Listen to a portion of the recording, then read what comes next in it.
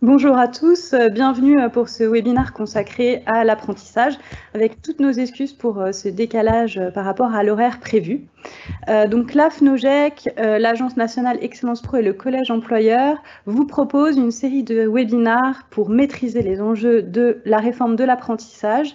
Et aujourd'hui, pour ce premier rendez-vous, on va s'intéresser aux 13% et sur la façon dont les établissements doivent se mobiliser pour percevoir ces 13%.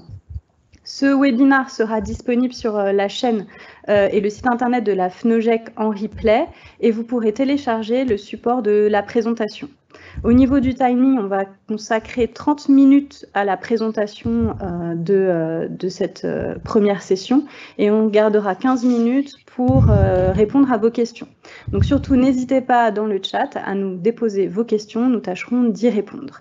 Pour présenter ce webinaire, donc nous sommes 3.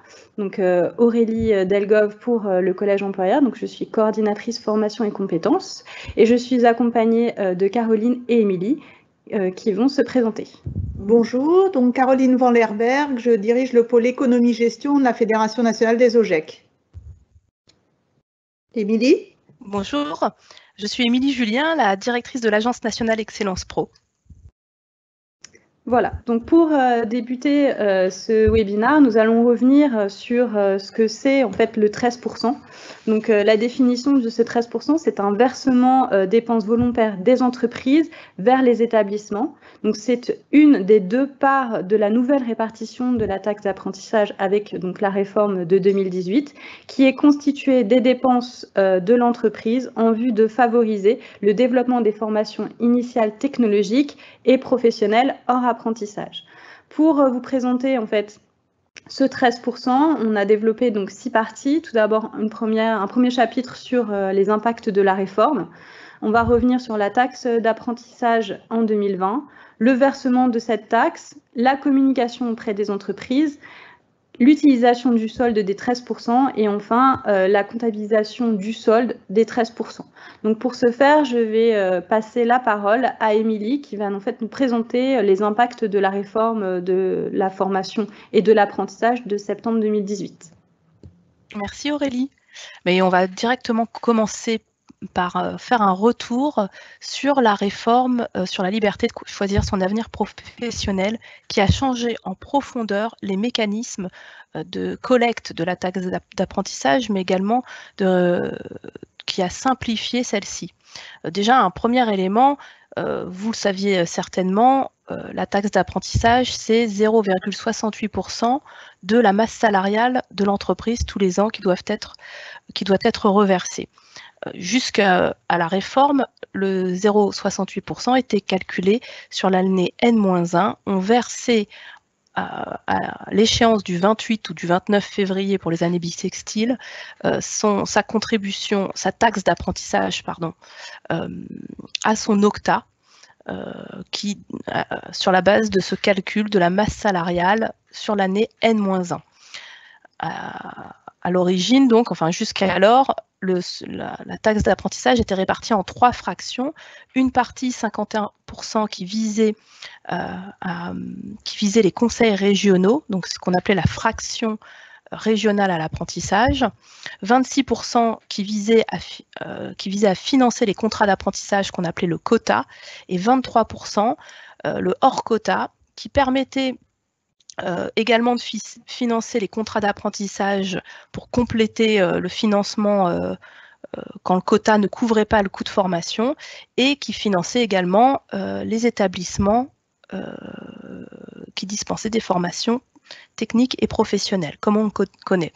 Et jusqu'alors, cette dernière fraction, le hors quota, était scindée en 2 catégories, A et B, pour sécuriser en fait l'accès des fonds aux établissements qui dispensent des formations de niveau 5, 4, 3, donc CAP, Bac Pro, BTS, et 35% allaient au niveau 2 et 1, ceux qui arrivaient toujours le mieux à capter les fonds de la taxe d'apprentissage. Alors tous ces mécanismes ont été simplifiés.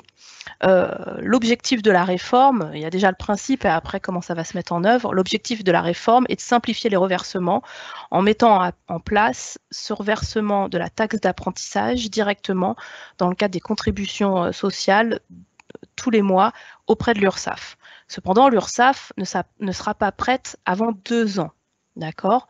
Et l'URSSAF, donc dans 2 ans, qui collectera ces fonds, redistribuera les fonds aux OPCO et à France Compétences pour financer la taxe d'apprentissage. D'accord? Ça, c'est un premier élément. Deuxième élément très important de modification, c'est la simplification de la taxe d'apprentissage. Il n'y a plus 3 fractions, mais maintenant 2 fractions.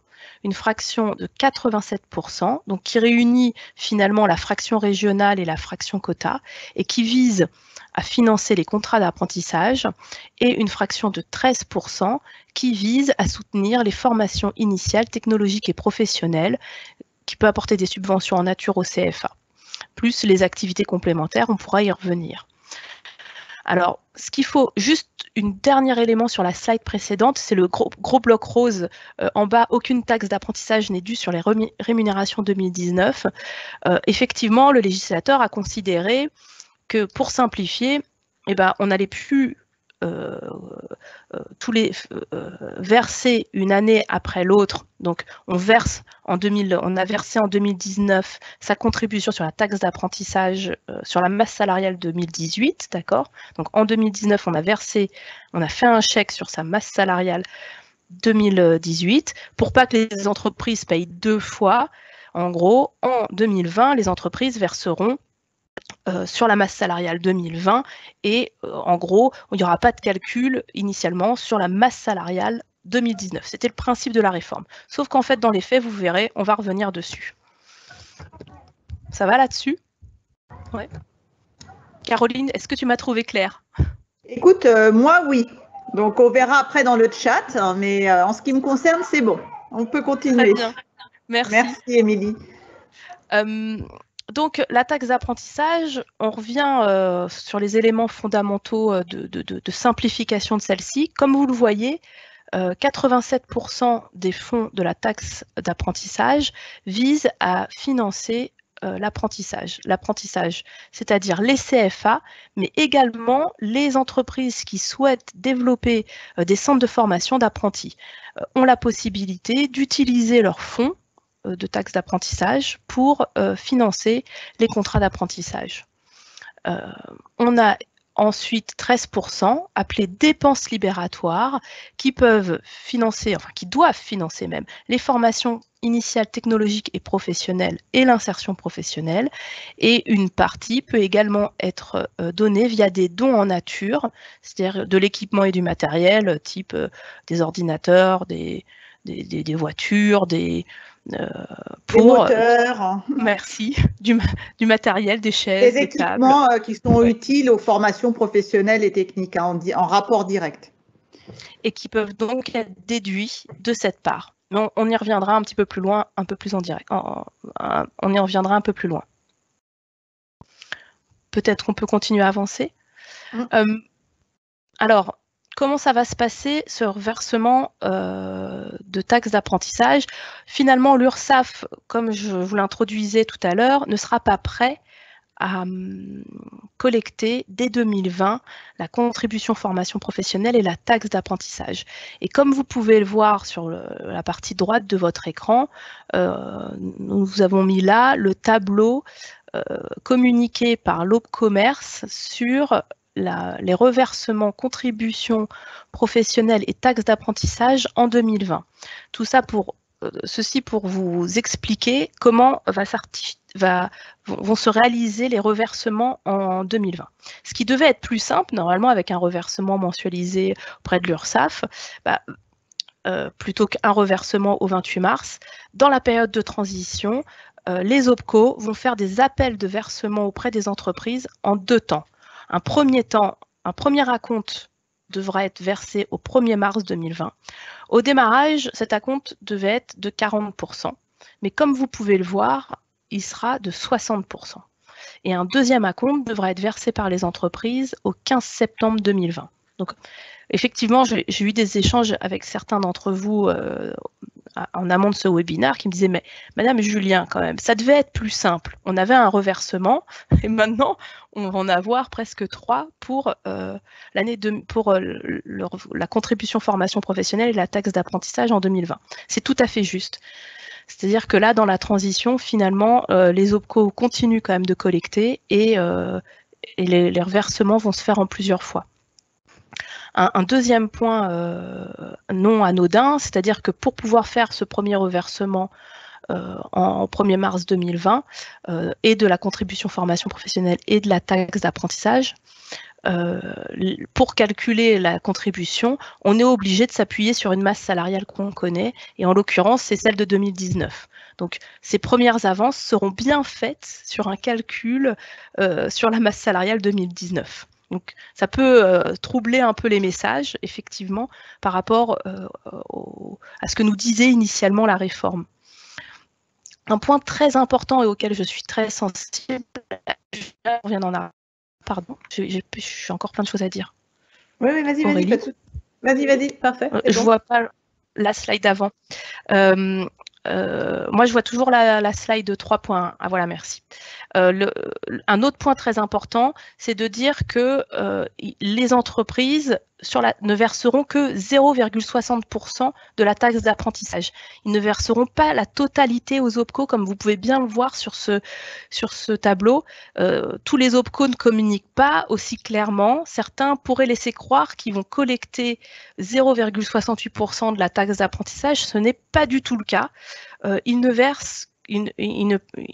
perçoivent que, ils ne collectent même que 87% de la taxe d'apprentissage, et c'est un point auquel je suis sensible.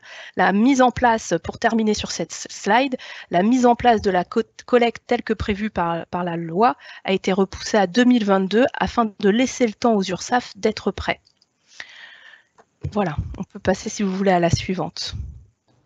Donc, les entreprises auront la possibilité de faire des déductions sur cette fraction du 87% pour celles qui ont développé leur CFA en premier lieu, et pour soutenir également le développement d'offres de formation nouvelles par apprentissage. Un projet de décret viendra préciser, on a vu le projet de décret, mais il n'a pas été publié, précisera en fait le cadrage de ces possibilités de déduction. A priori, il devrait être plafonné à 10% du montant des 87%. Les offres qui pourront, le soutien aux offres nouvelles de formation, c'est pour des formations qui n'ont jamais été disponibles en apprentissage. Les entreprises pourront également nous soutenir pour des et voilà. On peut avancer, à moins que Caroline, tu veuilles rajouter quelque chose? Non, rien de particulier. Bon, je continue.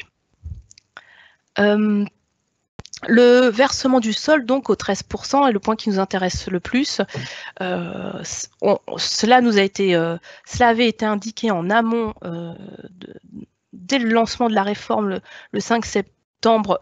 Il avait été indiqué que le versement du 13% se ferait sans intermédiaire de l'entreprise aux établissements éligibles. Sinon, dans le fond, le législateur considérait que le principe restait le même, sur le hors quota, qui devient maintenant le 13%, vise à aider les établissements qui dispensent des formations à temps plein techniques et professionnelles. Dans l'état d'esprit, là-dessus, il n'y a pas de changement. En tout cas, c'est ce qui nous a été annoncé. L'idée de ne plus avoir d'intermédiaire est vraiment de favoriser le développement de la collaboration entre les écoles et les entreprises. On attend impatiemment la sortie de la publication d'un projet de décret dont on a pu se saisir, qui nous indique plusieurs éléments importants de cadrage sur ce 13%. Premier élément, les entreprises auraient jusqu'au 31 mai 2020 pour verser cette fraction de taxe d'apprentissage, cette fraction de 13% de taxe d'apprentissage. Cette fraction, elle serait calculée sur la masse salariale 2019, parce qu'effectivement, au 31 mai 2020, nous n'aurons pas la visibilité sur la masse salariale 2020, donc c'était un point important aussi qui pouvait troubler les messages, mais pour nous permettre de pouvoir, enfin pour permettre aux entreprises de pouvoir verser cette contribution en mai 2019, en mai 2020, pardon, il faut bien avoir une assiette de calcul, et ça sera bien la masse salariale 2019. En échange de ce versement, les établissements devront remettre un reçu libératoire. En gros, c'est ce qui permettra aux entreprises de justifier qu'elles se sont bien acquittées de leur impôt, du versement de leur impôt. Et sur ce reçu libératoire, il devra être indiqué le montant que l'entreprise a versé et la date de perception. Vous comprenez bien que si par exemple une entreprise verse au 2 juin, elle ne s'est pas acquittée dans les délais de l'impôt, donc ça la met en défaut vis-à-vis d'un contrôle aux impôts. Alors, j'ai eu des remarques d'entreprises qui me disent mais les entreprises elles pourraient faire n'importe quoi ou ne pas verser, comment on s'en rendrait compte? Il faut se rendre compte que quand c'était les organismes collecteurs de taxes d'apprentissage qui géraient la taxe d'apprentissage, c'était exactement le même sujet. Si une entreprise ne versait pas, l'Octa ne pouvait rien faire. Et c'est au moment d'un contrôle des impôts que l'entreprise se fait redresser. Si jamais l'entreprise versait son argent à des établissements qui ne sont pas éligibles, elle se ferait redresser au moment d'un contrôle URSSAF. C'était déjà d'une certaine manière un peu la même situation jusqu'à présent. Ça va? Est-ce que je suis claire, Caroline? J'ai rien oublié sur ce point? Non, ça me semble très bien.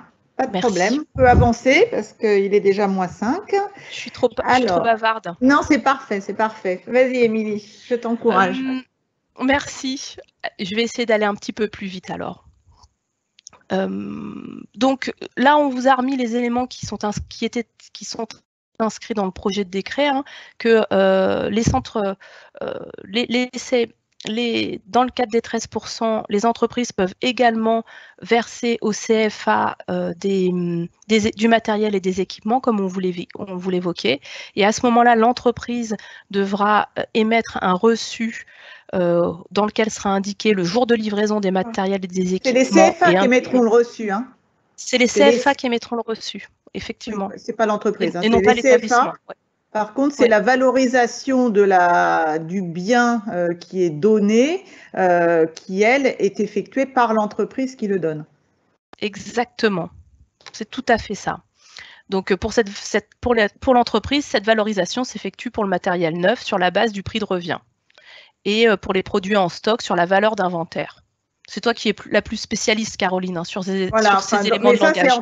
Oui, voilà, c'est les éléments qui permettent pour l'entreprise d'effectuer la sortie du matériel de son bilan et de le donner donc au CFA qui aura à l'utiliser. Voilà, donc il y a 3 valeurs prévues, suivant que c'est du matériel neuf ou du matériel d'occasion. Si c'est le matériel d'occasion, c'est la valeur nette comptable. Voilà. Donc pas de difficulté, il ne reste plus qu'à publier le décret pour en être sûr. Ah oui, merci Caroline, tu as raison. C'est toujours un projet de décret. On l'a bien mis en gros, en rose. En tout cas, merci de ton appui. Peut-être point suivant? Oui. Point suivant, donc il faut faire attention à un point qui existait déjà par le passé, mais les entreprises significatives qui comptent plus de 250 salariés et qui dépasseraient le seuil d'avoir 5% d'alternants dans leur effectif, et bien du coup, elles vont avoir droit à ce qu'on appelle une créance alternant, et cette créance est imputable sur le solde de 13%.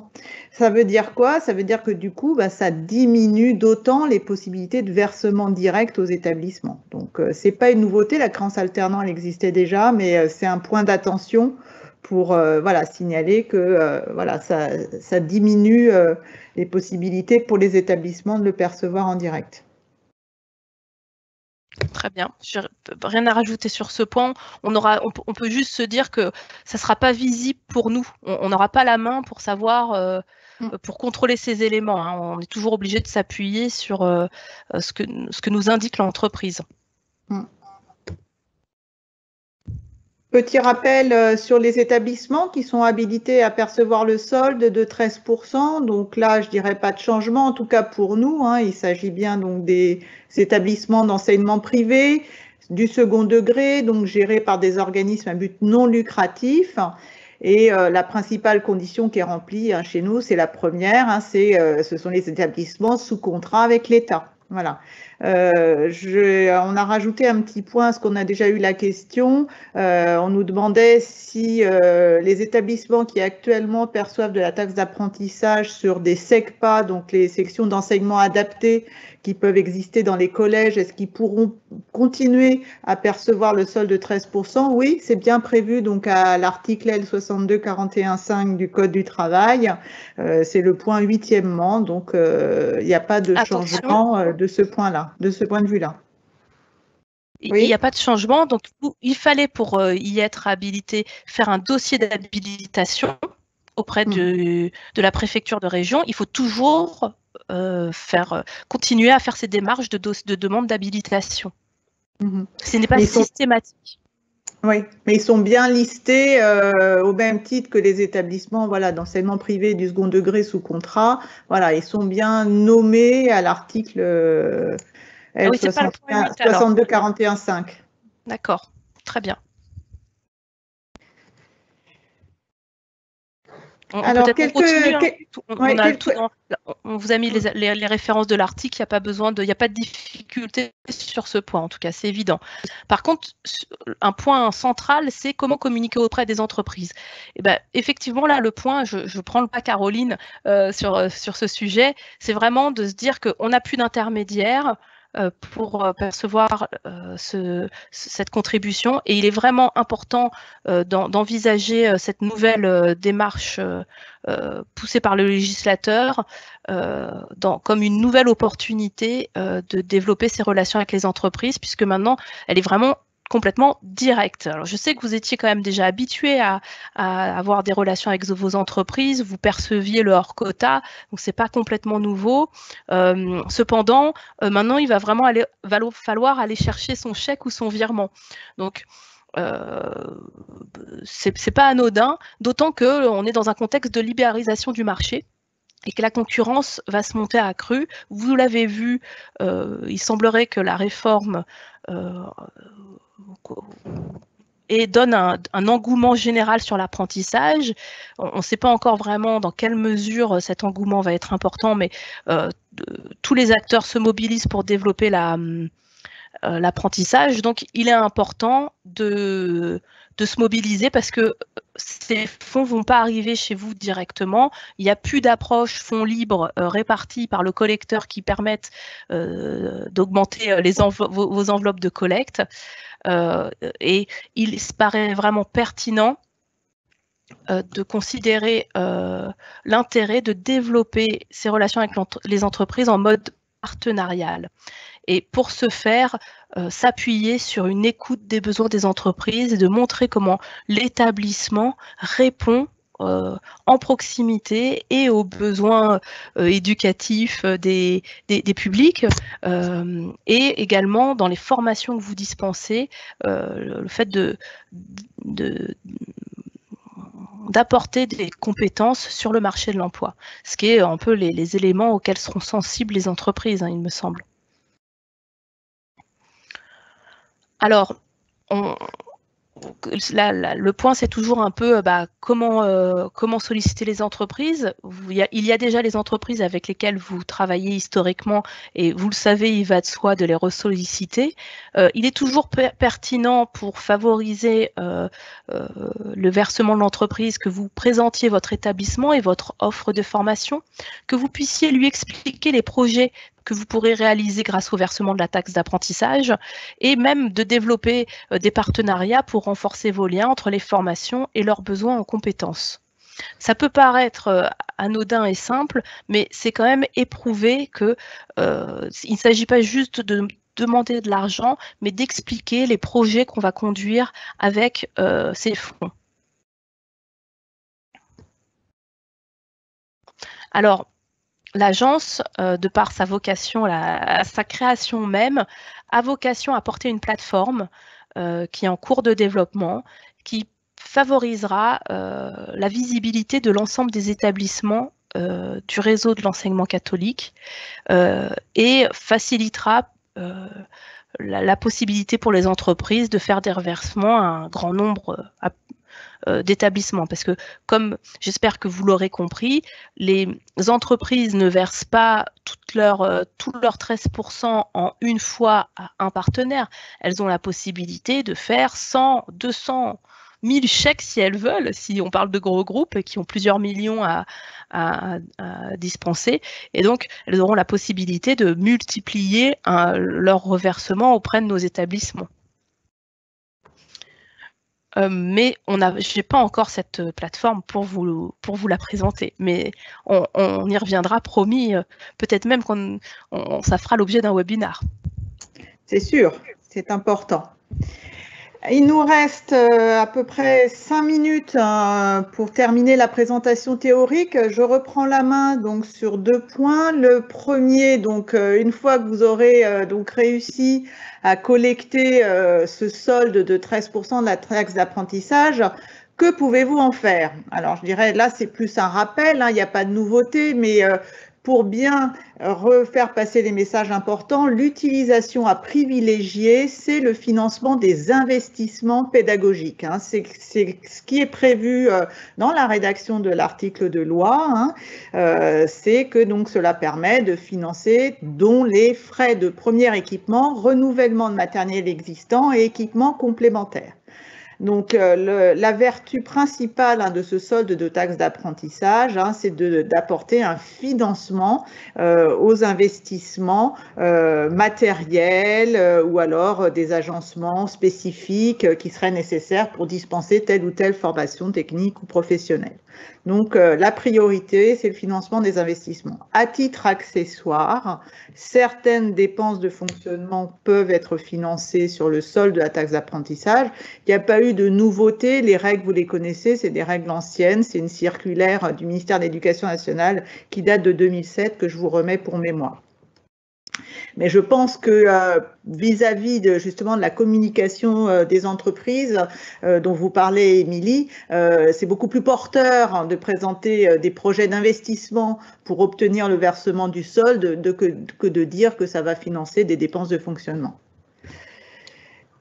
Ensuite, donc un focus sur la comptabilisation en fait du solde de 13% de la taxe d'apprentissage. Alors, on va voir les 2 cas de figure. Donc, premier cas, donc si elle est affectée au fonctionnement, dans la nomenclature comptable actuelle et dans les règles comptables actuelles au secteur non lucratif, eh bien, elle est traitée en subvention d'exploitation. Donc, c'est une subdivision des comptes 74, compte de produits. C'est le compte hors quota taxe d'apprentissage. Attention, à partir de 2020, le traitement comptable va changer. Pourquoi? Parce que en fait, le nouveau règlement comptable de l'ANC, Autorité des normes comptables, donc, qui est paru il y a 1 an, le 5 décembre 2018, et qui s'applique à l'ensemble du secteur non lucratif, prend effet pour les exercices ouverts à compter du 1er janvier 2020. Donc, pour les OGEC qui ont un exercice décalé, ça veut dire que la première application de ce nouveau règlement aura lieu au 1er septembre 2020. Et là, en fait, dans le nouveau règlement comptable, il y a une distinction au niveau des financements publics entre ceux qui sont facultatifs et donc qui sont les subventions et ceux qui ont un caractère obligatoire et qui s'appellent donc les concours publics. Donc ces financements obligatoires, soit c'est parce qu'ils sont prévus par un dispositif législatif et réglementaire, soit parce qu'ils constituent un reversement par exemple de taxes. Et là, on est typiquement, c'est un des exemples qui est cité dans le règlement ANC, c'est le versement de la taxe d'apprentissage. Donc du coup, taxe d'apprentissage à partir de 2020, le solde, s'il vient donc financer une partie de vos dépenses de fonctionnement, sera enregistré donc dans un nouveau compte, les comptes 73, concours public, et un sous-compte, donc 7331 pour le solde de la taxe d'apprentissage. Je finis au pas de charge avec la dernière diapo sur la partie comptable et ensuite on verra avec Aurélie si on a eu quelques questions auxquelles on va pouvoir répondre. Le deuxième cas de figure, c'est donc si la taxe d'apprentissage que vous avez perçue est affectée aux équipements, encore une fois, qui est le choix à privilégier.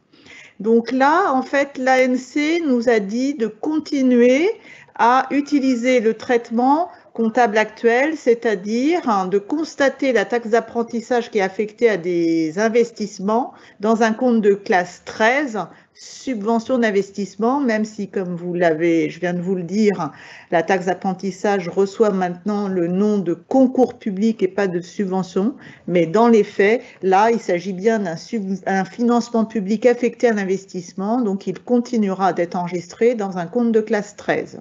OK. Le dernier point, donc, on a vu avec le rappel qu'a fait Émilie, enfin la présentation, les CFA peuvent toucher une partie du 13% sous la forme de, ils appellent subvention d'équipement ou de matériel. Donc là, le traitement comptable à privilégier, donc c'est de constater à l'actif une immobilisation, puisque ces équipements et matériels qui vont être donnés au CFA ont un caractère durable, ils ne seront pas consommés par le premier usage, donc ce seront bien des biens inscrits à l'actif, en IMO, et en contrepartie, eh bien, le même compte finalement de subvention d'investissement, taxe d'apprentissage affectée aux équipements scolaires. Voilà, donc encore une fois, pas de panique, vous aurez le support si vous voulez revoir les comptes qui seront utilisés. C'était très clair, Caroline. Bravo. Ça va? Ouais, super. C'est le coup de massue comptable, ça fait toujours du bien à l'heure du déjeuner. Aurélie, est-ce qu'on a eu des questions? Oui, beaucoup de questions, donc le sujet intéresse beaucoup. Peut-être on va revenir sur les UFA. Comment ça se passe, le versement des 13% pour les UFA? Émilie? Par l'intermédiaire de leur CFA. D'accord. Donc en fait, ils vont percevoir, mais alors il faut toujours voir le partenariat financier avec leur CFA, mais par l'intermédiaire de leur CFA, ils le perçoivent, il n'y a aucun problème. Il y a aussi une demande de savoir, toujours pour toi Émilie, de savoir si l'agence Excellence Pro va fournir des courriers types pour aider sur la communication de la collecte du 13%.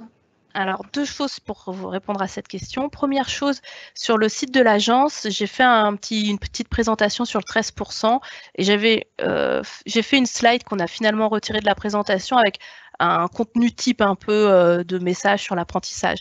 Moi, je vous recommande quand même de personnaliser vos courriers pour parler de vos établissements, de vos besoins, de vos projets.